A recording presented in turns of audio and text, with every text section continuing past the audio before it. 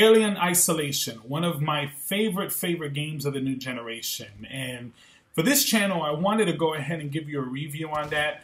Unfortunately, Alien Isolation is a rather long game. I did the same kind of thing with Dragon Age, same kind of thing is going on with The Witcher, is that these games take a long time to complete. For that style of game, Alien Isolation, for a first-person single-player shooter, it's quite a bit to just go through in a couple of days and then put out a review.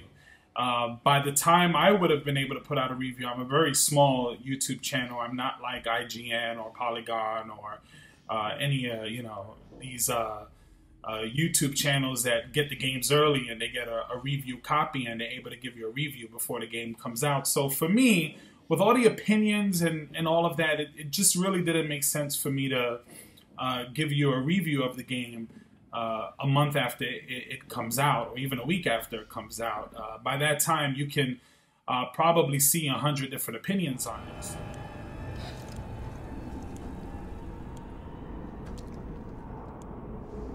There you are.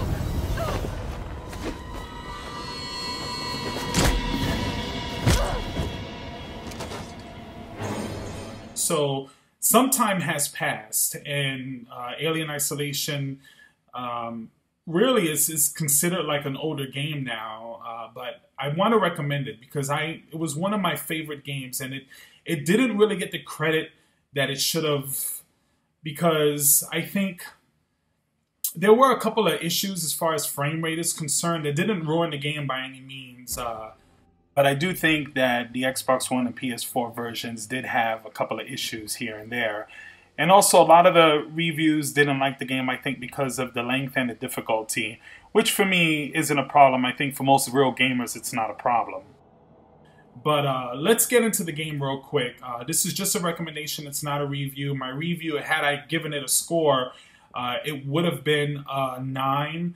I think the game was just outstanding. As far as atmosphere is concerned, the only other game that kind of matches it as far as the atmosphere, I think it's the Silent Hills PT demo that PlayStation owners got a chance to enjoy. That's the only one that, in recent times that I can feel or say that the atmosphere and the way the game was kind of made you feel like you were really there. It really made you nervous and scared, and it was really intense. This isn't a game where you have your ammo and you shoot things around. This is a game strictly about survival. And no game does that. PT had that same kind of feeling. You're playing it and you just want to get through it. And every time you get close to that door, you just want to get through it. The same thing here applies with Alien Isolation. The story was pretty good. The game just had a lot going for it. The only complaint that I would give the game is that maybe it was a little longer than what it should be. But that's not really a complaint, because don't we want that? You want bang for your buck. You want a really good value. You don't want to spend $60 on a game and then you're done with it in 7-8 hours, which most games actually that are just single player, that's kind of the experience that you get, unless it's an RPG and then you spend most of your time kind of really grinding and doing fetch quests. But you don't do really any of that in Alien Isolation. There really no, like, go here to get that, and then you go there and it's not there, and then you got to go somewhere else, and by the time you know it, you've done 5-6 things before you really get back to your main objective. That's not what Alien Isolation is. It's a series of getting through segments, getting to your save point, hiding, and then doing it over again. And each time you do it, there's something new, something different, and it's pretty amazing how they've been able to implement all of that in the game. So anyway, that is my recommendation. If you love the Alien films, if you love horror films and video games that are scary and give you a lot of different things to do, Alien Isolation is definitely my recommendation. I played it on the Xbox One. From the things I read, the PlayStation 4, I think runs a little bit smoother. So if you have both systems, I would go with the PS4 version. If you just have an Xbox One, go with that.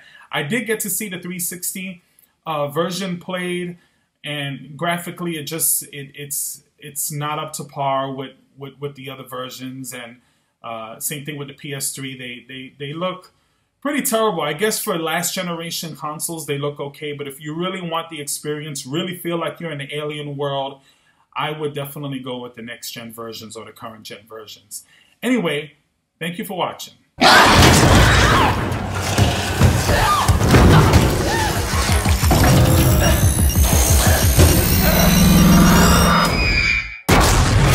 Thank you once again for watching. If you enjoyed this video and other videos, please don't forget to click subscribe on the screen and tune in for more videos. Thanks again for watching. Mastermind out.